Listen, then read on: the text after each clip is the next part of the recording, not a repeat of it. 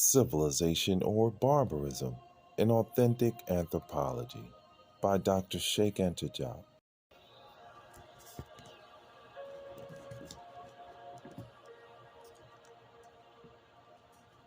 Private ownership of land was already an established fact.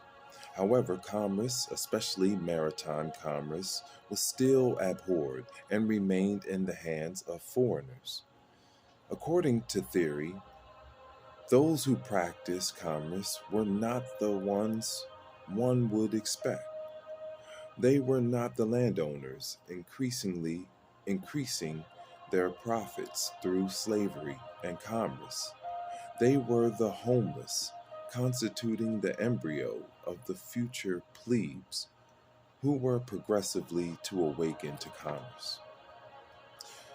This was the only economic activity that they were allowed to practice, and they also progressively replaced the Phoenicians, who had reintroduced alphabetical writing in the 8th century BCE.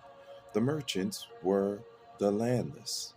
The new cities mainly had a wall around them and a temple on an elevated place where the citizens alone could go for common worship. In all, there were about 1,500 cities, according to Finley, divided into three types. One, citadel, like Smyrna, living off the spoils of war. Two, group of villages, like Sparta, revenues from a sanctuary. And three, town and countryside, like Athens and its suburbs, commerce, and handicrafts. In fact, after the conquest had been achieved, the Dorian aristocracy lost no time casting the royalty out in order to govern itself directly. It left the priesthood to the royalty and took over political power, according to Fastel de Cologne. Although Athens boasted and congratulated itself on having avoided the turmoil of the Dorian invasion, the first purely political revolution did affect it, according to tradition, through the reforms of Codrus in the 11th century BCE, about which almost nothing is known. The revolution in Sparta.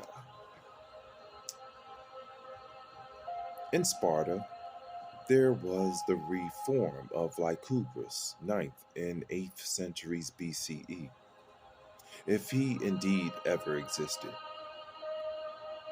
That being as it may, the Retra, which is attributed to him, preserved the three Homeric powers: royalty, council, and assembly. Royalty became double, hereditary, and belonged to two families, the Agiides and the Europontides. The two kings were only simple magistrates, not even the most powerful ones, not even the most important ones. They had mainly religious functions and were controlled by the Jurauza, an assembly of 30 members, the 28 the 28 others of whom were elected for life from among the citizens over 60 years of age. In other words, those no longer subject to military service.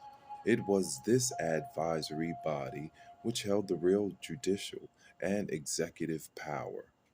The People's Assembly, the Appella, met regularly to vote by acclamation on the laws submitted to it by the Jurauza. It could not amend them, but its prerogatives, as well as those of the two kings, although already very much reduced, would continue to dwindle with time. The two kings had authority only when they acted together. After the First Messenian War, an amendment of the Retra reinforced the authority of the Jurauza and gave it the power to nullify assembly votes of which it disapproved.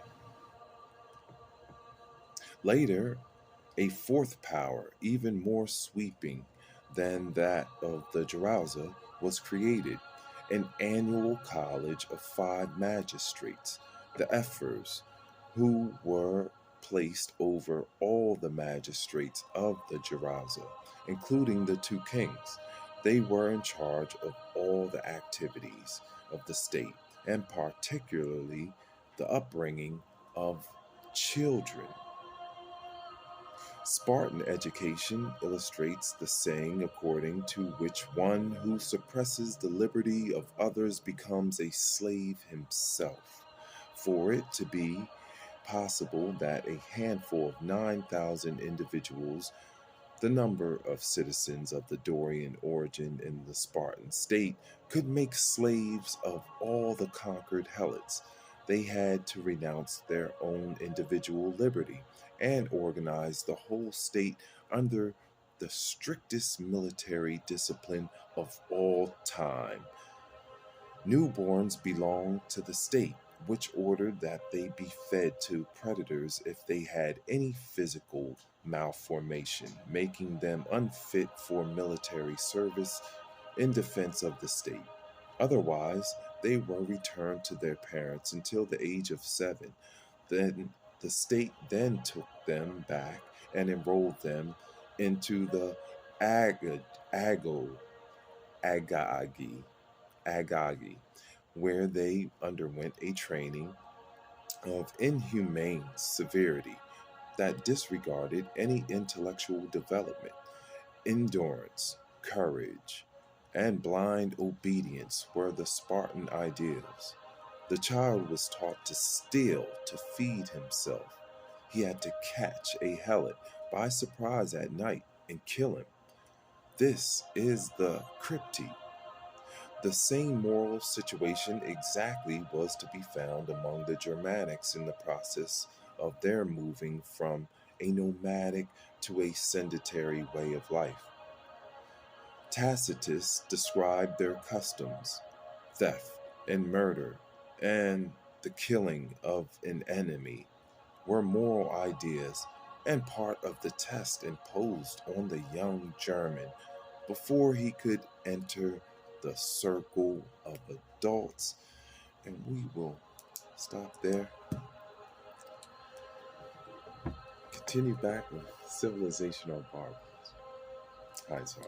Bum your world.